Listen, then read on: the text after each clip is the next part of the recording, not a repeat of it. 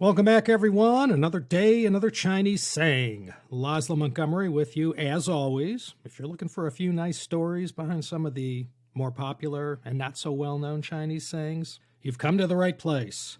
And for our Chengyu for this time, I'm featuring a saying that was as true back in the Qin dynasty from whence it came as it is today. In fact, any dictator from any century in world history pretty much owes their very survival to this great Chinese saying. This one is the linchpin on which all dictators, autocrats, tyrants, and authoritarian government leaders owe their power. China History Podcast listeners all know this one. The story behind these four characters are as famous as the saying itself. Zhi Lu Wei Ma. That's right, 207 BC, the final years of the Qin. And we owe this story to none other than El Gran Historiador himself, Sima Qian, and in the chapter entitled Qin Shi Huang Ban Ji, from this most famous of ancient works of Chinese historiography, the Shi Ji, we get this classic. Zhi Lu Wei Ma. From the season 6 opener, Zhi Sang Ma Huai, point to the mulberry tree and scold the locust tree, you surely recall the character Zhi means to point at. And a Lu, well, that's a dare. Zhi Lu, to point to a dare. Wei, well, this is a character with many uses and definitions, but for our purposes in this episode, it means to act as, or serve as, or to be, or to mean. And the final character, Ma, well, that's a horse. Point, dare, as a horse. Not that difficult to figure out, but without already knowing this famous story from 3rd century BC China, you really can't know for sure, and you certainly can't appreciate it as much. Top billing in this tale, of course, is none other than the maybe, maybe not eunuch, Zhao Gao, featured not only in the Qin Dynasty episode, but also in the Eunuchs of China series, part 1. Besides the inspiration behind this great Chengyu, Zhao Gao is also remembered as one of the earliest eunuchs, and boy, did he ever give them a bad name. He's one of the more reviled personages from Chinese history. So let's get this show on the road and find out why. No need to rehash the glory years of the Qin dynasty, nor its illustrious founder, Ying Zheng, who reigned as the first Qin emperor. Let's go straight to the peculiar ending that's a favorite of so many lovers of Chinese history. Whilst traveling out east in between July and August 210 BC, near the Henan-Shandong border, the emperor died. And that immediately set in motion a concatenation of events that resulted, ultimately, in the fall of the dynasty. After defeating the warring states and founding the Qin dynasty, he only reigned as emperor from 221 to 210 BC, barely 11 years. In a nutshell, with the emperor so suddenly and unexpectedly deceased and still very far from the capital, Zhao Gao figured, why not take advantage of the situation to make a power grab? At that moment, in the summer of 210 BC, the first emperor's entourage, besides Zhao Gao, included his right-hand man and chancellor Li Si, as well as the emperor's 18th and youngest son, Hu Hai, who was in his late teens. Now, even though he wasn't the crown prince, Zhao Gao came up with a scheme to have the actual crown prince eliminated and then take advantage of the confusion and political chaos to plop Hu Hai on the throne to reign as the second Qin emperor, Qin Ershi. Zhao Gao knew full well that the emperor wanted the crown prince Fu Su to take over after he died, but Fu Su was too close to Zhao Gao's gravest political enemy, the Qin emperor's loyal general Meng Tian. On his deathbed, the emperor had written a letter to Fu Su telling him to immediately return to the capital and be ready to take over as his successor. That letter, of course, was never delivered, and as the famous story goes, as told by Sima Qian himself, Zhao Gao conspired with Li Si to take the emperor's seal, forge a letter to both Meng Tian and Fu Su, commanding them to commit suicide, which, surprisingly, they did. And this left things open for Hu Hai to be named as the next emperor. And according to Sima Qian, as the royal entourage made its way back to the capital, Xianyang, in order to cover up the stench of the emperor's rotting corpse, this was in September, Li Si had a carriage of dried fish placed before and after the emperor's carriage. Then 2 months later, when they got back to Xianyang, present-day Xi'an, the ruse was continued and no one was the wiser. No one knew the emperor had perished. It was a perfectly executed coup d'etat.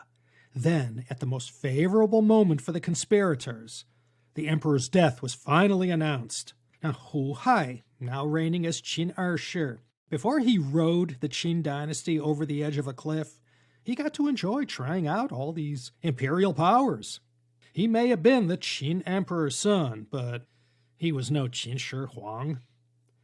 With this inexperienced, malleable 21-year-old spoiled boy on the throne, Zhao Gao was able to quickly assume political control and manipulate the levers of power. Qin Ershi was happy just to hang in the palace and sample all his deceased father's perks and let Zhao Gao run the empire. Zhao Gao, while the emperor was busy having fun, began to consolidate his control over the levers of government. Now, any would-be autocrat with 2 or more brain cells in Zhao Gao's shoes, looking to assume dictatorial powers, knows you gotta suppress all dissenters. Anyone who isn't standing with you is against you, and they gotta go. And so we get to the part of the story where this Cheng Yu comes from. One day, Zhao Gao came up with the idea to bring a deer to a meeting with the emperor and all the top palace officials. And he displayed the deer in front of all those assembled and offered it to the emperor as tribute. And before everyone standing before the emperor on that fine day, Zhao Gao regaled the animal's fine merits, calling it a perfect horse specimen. Everyone there knew that wasn't a horse. It was, beyond the shadow of any doubt, some species of deer, a lu. It wasn't even a member of the genus Equus. The officials all started mumbling and looking at each other. They didn't know what to make of this. This animal standing before them was a deer. But this snake, Zhao Gao, he was saying it was a horse. Even the emperor, after first denying the deer was a horse, well, he always went along with anything Zhao Gao said. Zhao Gao asked the officials all standing around, pointing at this hoofed mammal, deer or horse? Some of the officials twigged on what was going on, and they figured if they knew what was good for them, they better hop on that train and call that deer a horse. Furthermore, seeing how some of his officials were concurring with Zhao Gao, the emperor too, he agreed this was a horse indeed. But some officials, they remained silent or flat out denied this animal was a horse. They insisted it was a deer. Zhao Gao expected this and had prearranged to have any dissenters summarily executed. He didn't want anyone left standing who would resort to challenging him with facts, or heaven forbid, the truth, every autocrat's worst enemy. So anything that involves deliberate misrepresentation of the facts and the distortion of reality, this is what 指鹿为马 means. If you're a man on a mission, and the truth gets in the way of achieving your ends, you need to do what Zhao Gao did. 指鹿为马. Point to a deer and call it a horse. The rest is simple. All those who agree, that's your base. All those who disagree or call you a liar, you can't have that. You got to kill them, imprison them, or just do something to silence them. Today we call it gaslighting. The act of gaslighting, where misinformation is used to manipulate someone's thinking and sow self-doubt and confusion in their mind, with the objective of getting them to question their own judgment and intuition. And just as Zhao Gao did back in the late 3rd century BC, anyone who denies the alternative facts and refuses to call that deer a horse, you have to silence them. Kill them, throw them in a gulag or concentration camp, do something, because to a tyrant or an autocrat, the greatest enemy by far is the truth. Zhao Gao knew that, and so did all the others in Zhao Gao's shoes over the millennia that followed, and into our day. This is a variation to the Hans Christian Andersen folktale about the emperor's new clothes. Dictators don't like to be told anything they don't want to hear. Everyone complimented the emperor's new clothes, and no one had the courage to tell him the truth, that he had no clothes on. The possible repercussions for speaking the truth were too deadly and perilous, and people, being people and all, valued their lives. And just in case you're wondering, later on, Hu Hai, the hapless second Qin emperor, well, as soon as he started to have regrets about putting so much faith in Cao Cao, well, he ended up being forced to commit suicide. Even Cao Cao's co-conspirator, Li Si, that giant of legalism, creator of the small seal script, he too had to go one day. Cao Cao had him chopped in half. When the walls finally started tumbling down and the Qin Empire was racked with revolts and uprisings, Cao Cao put Fu Su's son on the throne, who we remember as Ziying. And once this grandson of the mighty Qin Shi Huang became emperor, well, he went and did the right thing and had Cao Cao killed.